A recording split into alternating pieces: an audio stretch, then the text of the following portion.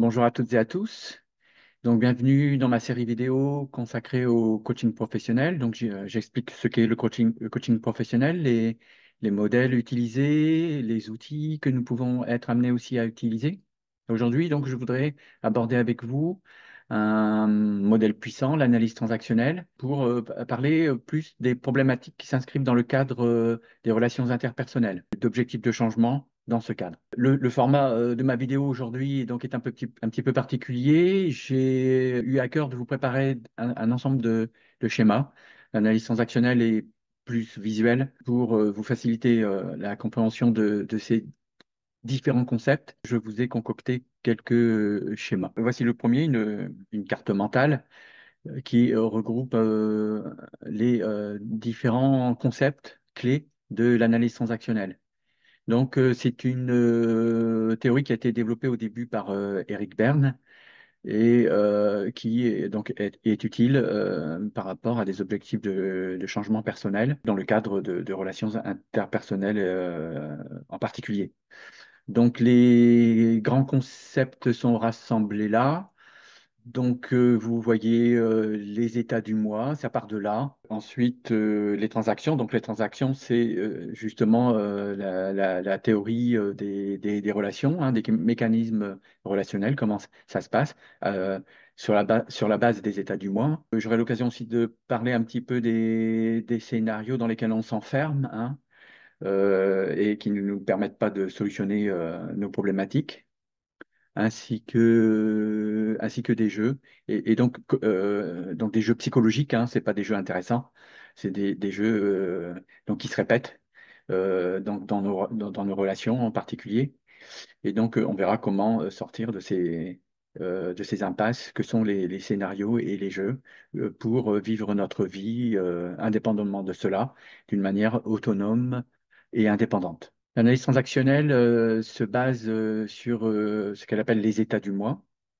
Donc ici, je vais vous présenter ce qu'on appelle le modèle structural des états du moi. Ce modèle explique comment notre psychisme est structuré. Le parent, l'adulte, l'enfant, hein, symbolisé par ces trois sphères superposées. Le parent, ce sont en fait tous les comportements, les sentiments, les pensées que nous copions sur nos figures parentales, quelles qu'elles soient. Nous avons parfois des façons de parler, de réagir, de ressentir et de nous comporter copiés sur nos figures parentales. L'enfant, c'est les comportements et les pensées et les sentiments, et cette fois-ci, identiques à ce que nous faisions quand nous étions enfants. L'adulte, ce sont les comportements, les pensées et les sentiments en réaction directe à l'ici et maintenant, donc qui ne sont pas copiés ni sur nos figures parentales, ni sur l'enfant que nous étions. Alors, l'analyse transactionnelle parle de la possibilité de contamination de ces différents états du moi entre eux. Les contaminations peuvent être de deux types, soit une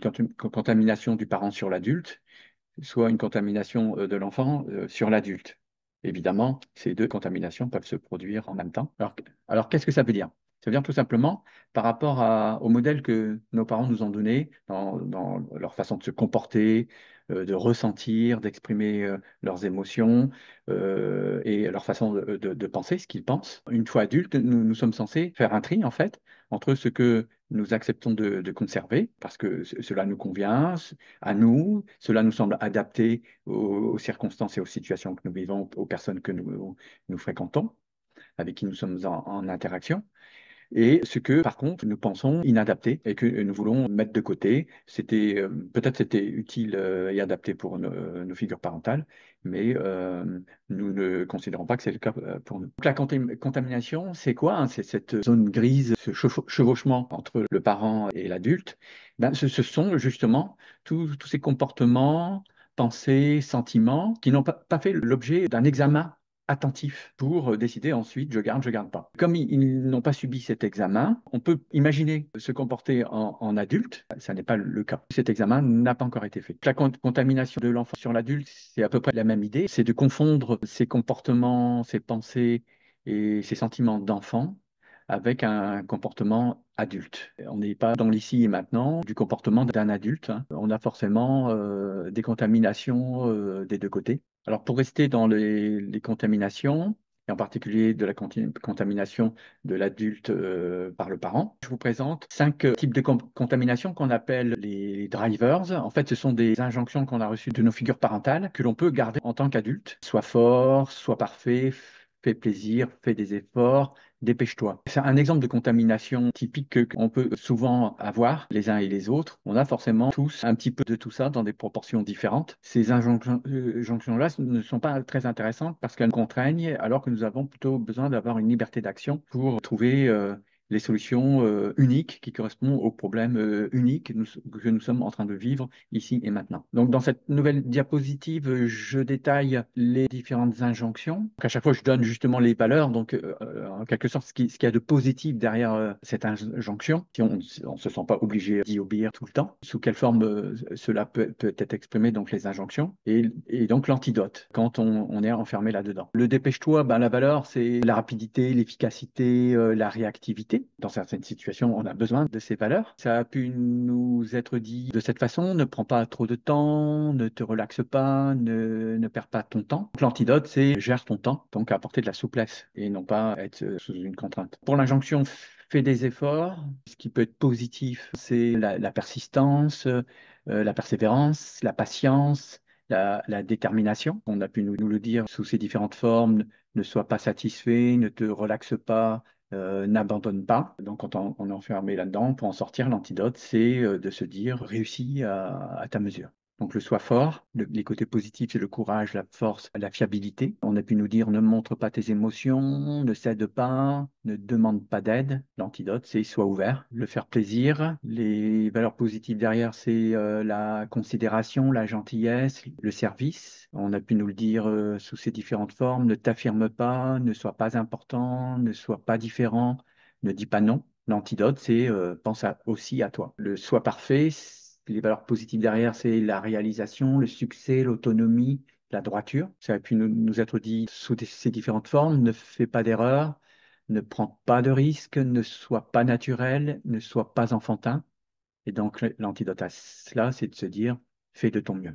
Nous venons de voir les contaminations, qui est un des problèmes concernant le fonctionnement des états du moi. Un autre problème peut être l'exclusion de l'un de nos états du moi. Certaines personnes peuvent ne pas utiliser soit le parent, soit l'adulte, soit l'enfant. Il n'y a que les deux autres états du moi qui sont utilisés, fonctionnels. Bon, alors c'est jamais vraiment totalement tout le temps possible, hein. On utilise toujours nos 3 états du moi, mais l'idée de l'exclusion, c'est trop peu souvent. Donc, dans cette diapositive, j'évoque la situation dans laquelle on exclut 2 états du moi, ou dit autrement, on utilise exclusivement un seul état du moi, soit le parent, soit l'adulte, soit l'enfant. Donc, encore une fois, c'est jamais totalement comme ça, hein. Ça veut dire que juste qu'on utilise surtout un seul état du moi et trop peu ou trop peu souvent les deux autres. Alors, autre situation problématique dans l'utilisation de nos états du moi, ce serait réussir à faire fonctionner les 3 états du moi, mais en empruntant celui ou ceux de quelqu'un d'autre, dans une relation dite symbiotique. Elle peut durer un certain temps, même longtemps, hein, entre 2 personnes, mais tôt ou tard, on va vers un problème relationnel entre ces 2 personnes qui peut aller jusqu'à la rupture, hein. À un moment donné, les symbioses, alors, on appelle ça les symbioses malsaines, c'est-à-dire entre 2 personnes qui sont capables de faire fonctionner leurs 3 états du moi, mais qui ne le font pas. Alors, il n'y a que dans certaines situations particulières que cela est possible. Donc, ce n'est pas, du coup, on appelle plus ça une symbiose malsaine, hein. C'est par exemple dans le cas d'une maladie, hein. On peut, dans ces cas-là, être en symbiose avec la personne qui s'occupe de nous, ou quand on est enfant, ou quand on est une personne âgée. Alors, les contaminations, les exclusions et les symbioses sont problématiques parce que pour avoir une personnalité saine et équilibrée, nous avons besoin de nos 3 états du moi. Donc, le parent, pour être en harmonie avec la société, nous avons bien besoin de respecter un ensemble de règles. Ces règles se trouvent justement dans le parent. Donc l'adulte, nous en avons besoin pour résoudre les problèmes dans l'ici et maintenant, les problèmes uniques, hein, qui se présentent à nous.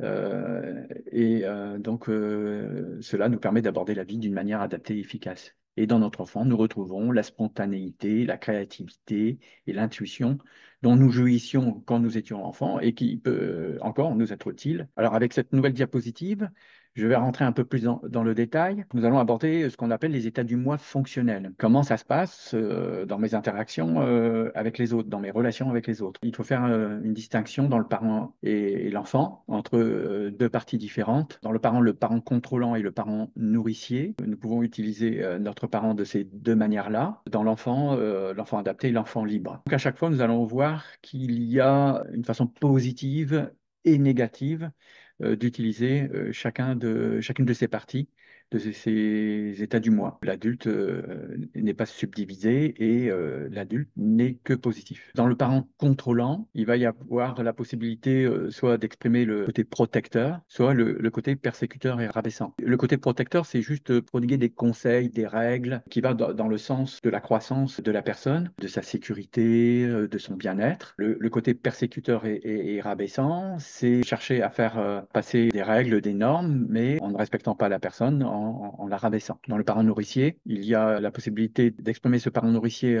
d'une manière réconfortante, quand une personne a besoin d'être consolée, rassurée. Donc ça, c'est positif. Ou bien d'une manière négative, en se présentant comme un sauveur. Donc un sauveur considère l'autre comme n'étant pas capable par elle-même de se sortir de sa situation. Elle le voit comme inférieur. Donc c'est ça qui pose problème.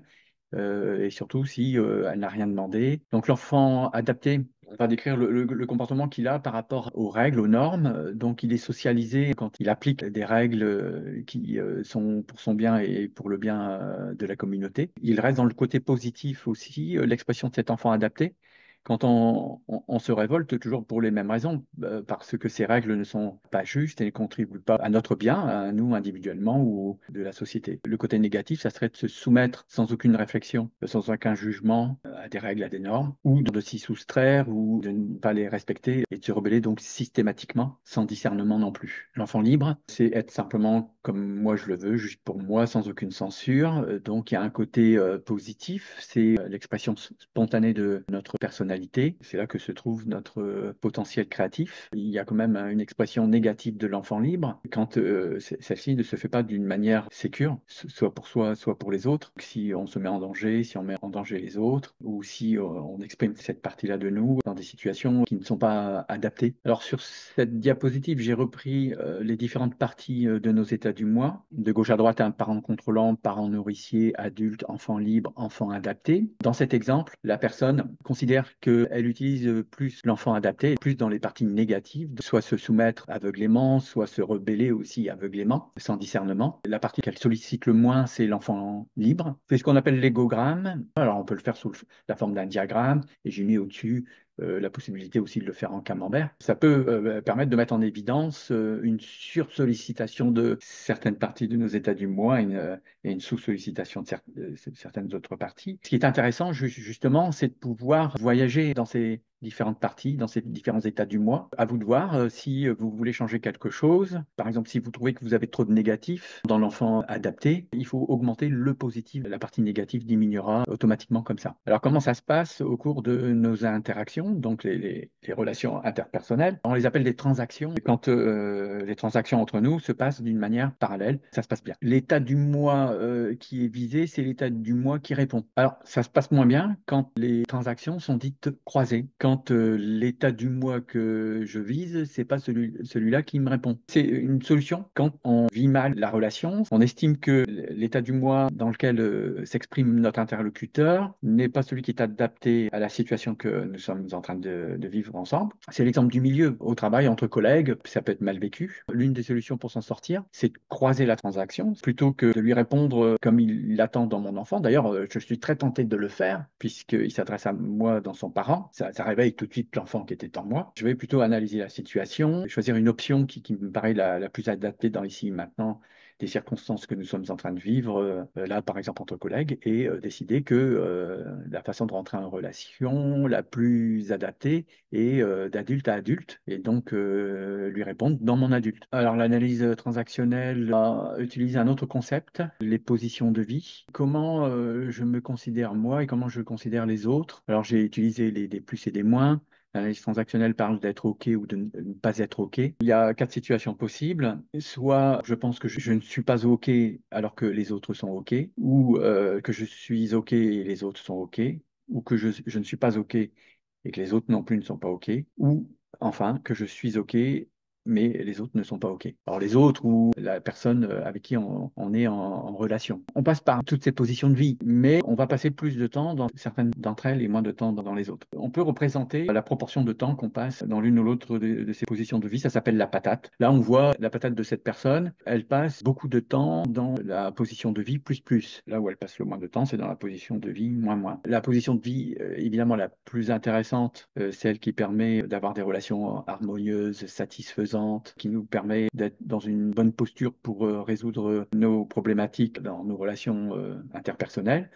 c'est évidemment la position plus plus, c'est-à-dire de considérer que je suis OK et l'autre est OK. OK, ça ne veut pas dire on est parfait, ça veut dire que bon, on fait chacun de notre mieux et si on fait des erreurs, on peut s'en rendre compte et chercher à corriger nos erreurs. Ça, c'est un exemple de patate. Faites la vôtre et voyez il y a quelque chose qui vous dérange. Si vous voulez changer quelque chose, j'ai indiqué en dessous dans quel ordre ça se passe pour que ça fonctionne. De moins moins à plus moins, ensuite à moins plus, ensuite à plus plus. Si on considère que personne n'est OK, pour y aller progressivement, il faut déjà passer par je suis OK, moi au moins, pour ensuite passer par l'autre est plus OK que moi, moins plus, et enfin aboutir à la solution la plus intéressante. On est tous les deux OK, on est tous OK. Se sentir supérieur à l'autre, le plus moins, c'est une protection contre la situation de se sentir inférieur à l'autre. Souvent, on a besoin de passer d'abord par ça. Pour faire le lien avec les états du moi, selon la posture que l'on prend, ça va influer nos interactions avec l'autre. On a plus de chances d'utiliser les bons états du moi et viser les bons états du moi chez l'autre quand on est dans la posture plus plus. Alors pour se sentir OK,